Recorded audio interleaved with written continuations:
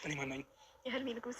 እስኪ አንዴ ደግሞ የህልሜ ንጉስ አይደለም እና ድምፅህን ሰምቼ እኮ በጠረንህ እራሱ ላይ ያለ ይኸውልሽ፣ ስለዚህ ንግግርሽ ማለት ነው ትልቅ ሽልማት ይገባሻል። አንቺ ልጅ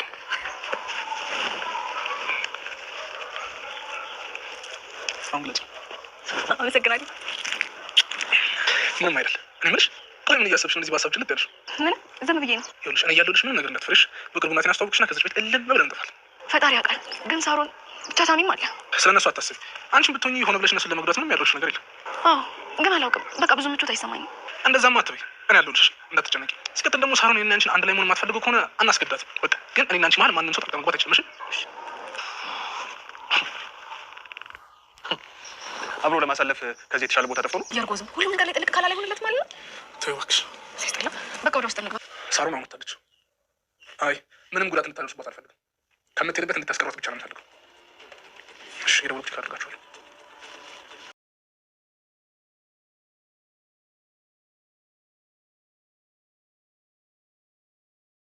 ህይወት ከነሳሮን ቤት ያገኘችው ፎቶግራፍ እንድትጠራጠር አድርጓታል። ይህ ፎቶግራፍ እኔ ጋም አለ፣ እንዴት ሊሆን ይችላል? በልጅነታችን ምናልባትም የአንድ ሰፈር ልጆች ሆነን ይሆን እንዴ? እንዴት ከዳዊት ጋር ልንነሳስ እንችላለን? እያለች በምን አይነት መንገድ አብሮ እንደተነሱ ግራ አጋብቷታል። ሚኪ ግን ይሄ ያንቺ ፎቶ ሳይሆን ሩት ነበረች በማለት ለማለባበስ ሞክሯል። የሩትና የሳሚ ፍጥጫም እንደቀጠለ ነው። ስለ ልጅቷ ጉዳይ ሲከራከሩና ሩት ልጅቷን እንዳሸሸቻት ሲነጋገሩ ሳለ ሁሉንም ሳሮን ተደብቃ ትሰማ ነበረ። ለካ አንቺ ነሽ ከጀርባ ይህንን ስራ ስትሰሪ የነበረው፣ ሩት በዚህ መንገድ አልጠረጠርኩሽም ነበር እያለች ነው ሳሮን።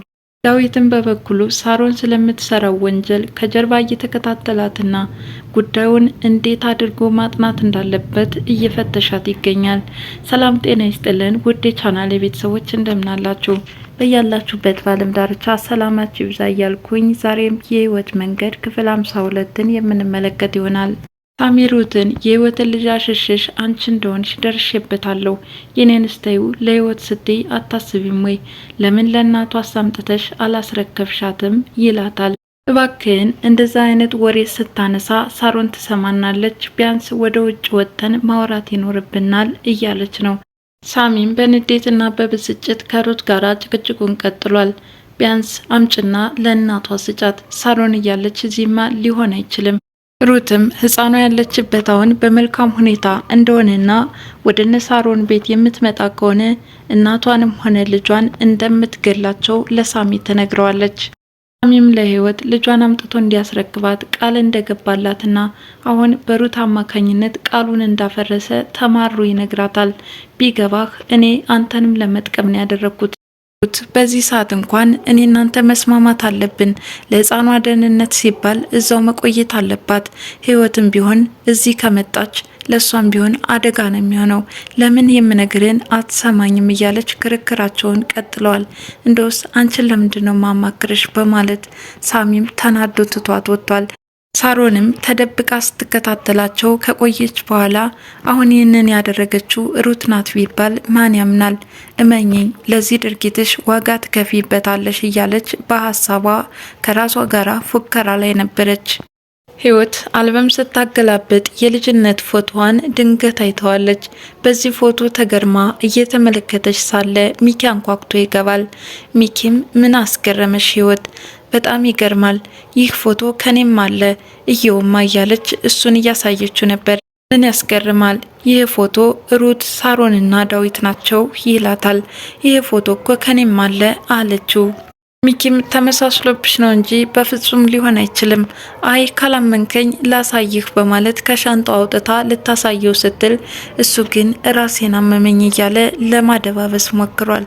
ራስ ህመሙ እንደጠናበትና ማስታገሻ ይዞ ይዞር እንደነበረ አሁን ግን እሱ ስላለቀበት እንደተነሳበት ይነግራታል። የዚህን ጊዜ እኔ ላምጣልህ እንዴ? እሺ ካላስቸገርኩሽ እባክሽን አምጭልኝ በማለት መድኃኒት ፍለጋ ወደ ሆስፒታል በምትሄድበት ሰዓት ሚኪ ግን ከልብሷ ውስጥ የተቀመጠውን ፎቶግራፍ ይሰርቃታል።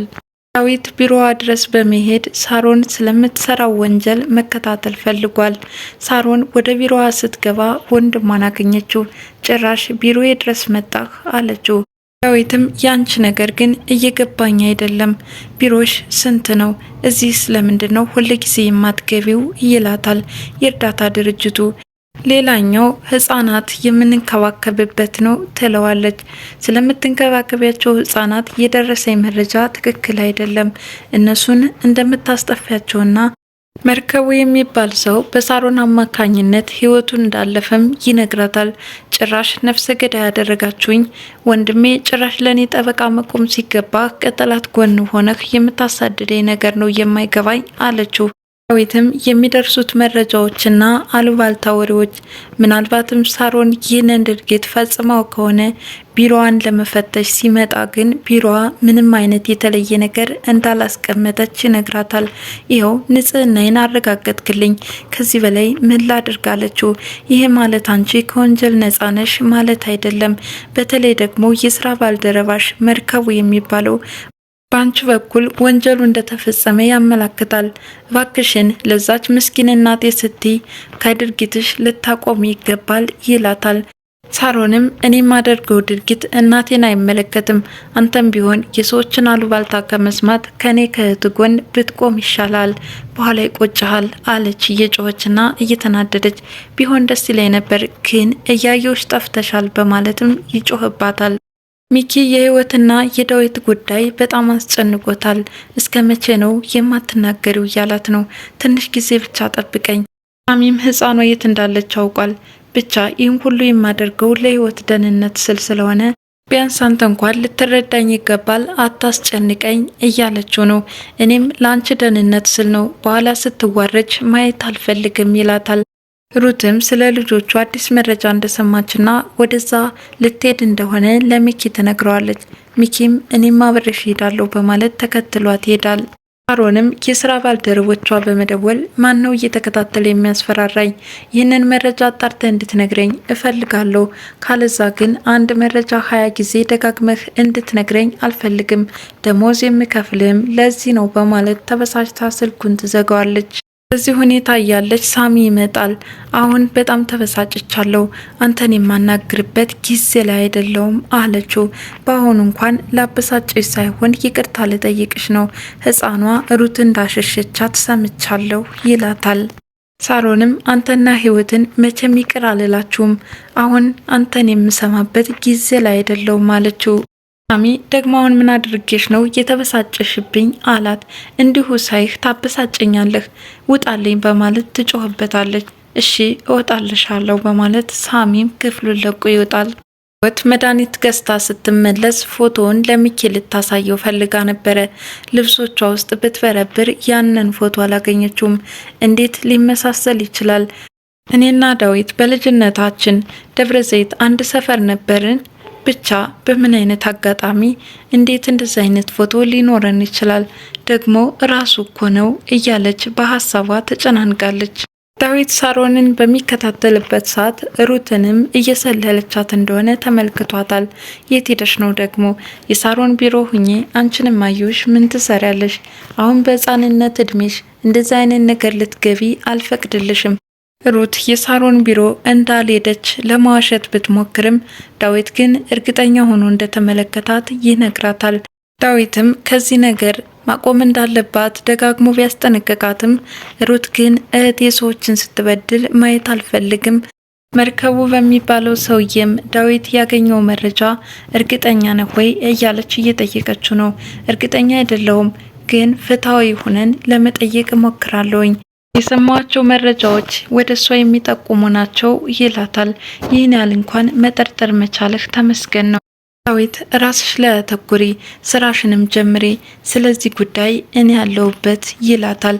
እሺ ወንድሜ ስለኔ አታስብ በማለት ትታው ወደ ውስጥ ትገባለች።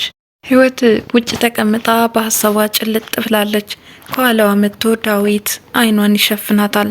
ዳዊት እኔ ማነኝ በማለትም ይጠይቃታል። ህይወት የህልሜ ንጉስ አለችው። እስኪ ድገሚው በማለትም ሁለተኛ ይህን ቃል እንድትጠራው ያደርጋታል። ለዚህ ንግግርሽ ሽልማት ያስፈልግሻል በማለት ስጦታ ያበረክትላታል። ዳዊትም ምን እያሰብሽ ነበረ? በሀሳብሽ ጭልጥ ብለሽ ሄደሽ ነበረ። እኔ ያለሁልሽ፣ ምንም ነገር አታስቢ። በቅርቡ እናቴን አስተዋውቅሽና ወደ እሷ ይዤሽ ሄዳለሁ። ህይወትም የሳሮንና የሳሚ ነገር እንደሚያስጨንቃት ትነግረዋለች። ስለ እነሱ ጉዳይ የሚያሳስብሽ ነገር የለም፣ ሆን ብለሽ እነሱን ለመጉዳትም ያደረግሽው ነገር የለም። ብቻ እኔና አንቺ እንስማማ፣ በሁለታችን መካከል ማንም ጣልቃ እንዲገባብን አንፈቅድለትም ይላታል።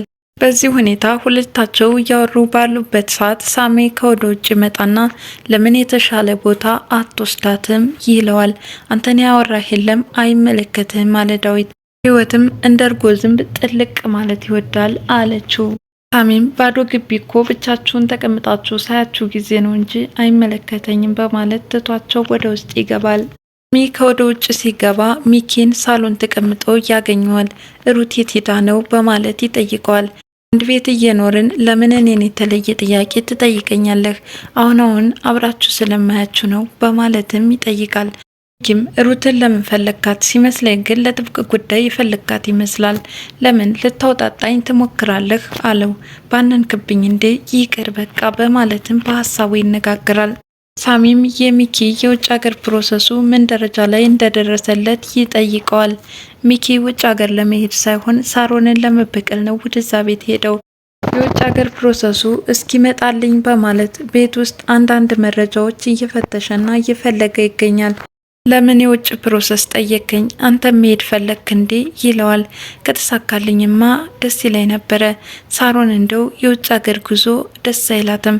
እሷማ ሀብታም ናት። ምኑ ብላ ውጭ ሀገር ሄዳ ትጠገረራለች። ለማንኛውም የኔ ፕሮሰስ ይለቅና እነግርሃለሁ ይለዋል። ሩትና ሳሚ ሲጨቃጨቁበት ስለቆዩት የህይወት ልጅ ጉዳይ ከሰማች በኋላ ሳሮን ወደ ደብረ ዘይት በማለት ጉዞ ተነስታለች። እንዴት ከስንት ጊዜ በኋላ ዛሬ ለመሄድ ተነሳሽ? እያላት ነው ዳዊት። አንተ ነበርክ አይደል እንዴ እማዬን ሄጄ እንድጠይቃት ስትጨቀጭቀኝ ኖርከው? ዛሬ ለምን አትይሽ ትለኛለህ? እሺ በቃ ከሄድሽ አይቀር ደግሞ በደንብ አጫውተሻት ተመለሽ። አይ ነገ ነው የምመለሰው አለችው። እሺ የቤቱን ነገር አደራ በማለትም ሻንጣዋን ይዛ መኪና እየጠበቃት ስለሆነ ዳዊትን ተሰናብታ ወጣለች። ሳሮንን ጉዞ እየተመለከተችው ሩት የት ነው የምትሄደው? ደግሞ ዛሬ ስራ ቦታ ትሄዳለች እንዴ በዚህ ሰዓት አለችው። አይ ደብረ ዘይት ነው ማየት ልጠይቅ በማለት ዳዊትም ይመልስላታል። ሩት በጣም ትደነግጣለች። ምክንያቱም ህፃኗን ያሸሸችው እናቷ ቤት ስለሆነ በትክክልም የሳሮን ጉዞ ህፃኗን ፍለጋ እንደሆነ ገብቷታል። ዳዊት ያንቺ መደንገጥ ከምን የተነሳ ነው እያላት ነው። ከጓደኞቿ ጋር እንደተቀጣጠረችና ቀጠሮውንም እንደረሳችው ትነግረዋለች። አሁኑኑ መሄድ ይኖርብኛል በማለትም ወደ ውጭ ትወጣለች። ሩት እንግዲህ ህፃኗን ለማዳን ስትል ነው ወዲያውኑ ተከታትላት ለመውጣት የፈለገችው። ዳዊትም ስልክ በመደወል ሳሮን ወጥታለች፣ ከጀመረችው ጉዞ እንድታስቀሯት ነው የምፈልገው፣ ነገር ግን ምንም አይነት ጉዳት እንዳታደርሱባት በማለት ማስጠንቀቂያ ሰጥቷል። የሩት መደናገጥና ህፃኗን ለማዳን ስትል ሳሮንን እየተከታተለች ያለችው ነገር ዳዊትን ሳይገባው አልቀረም። ለዚህ ነው ከጀመረችው ጉዞ አስቀሩልኝ በማለት ስልክ ሲደውል የነበረው። የዛሬው የህይወት መንገድ ክፍል 52 ይህን ይመስላል። በቀጣይ እስከምንገናኝ ድረስ መልካም ጊዜ ይሆንላችሁ እያልኩኝ ለዚህ ቻናል አዲስ የሆናችሁ ላይክ፣ ሼር፣ ሰብስክራይብ በማድረግ ቤተሰብ ይሁኑ። አመሰግናለሁ።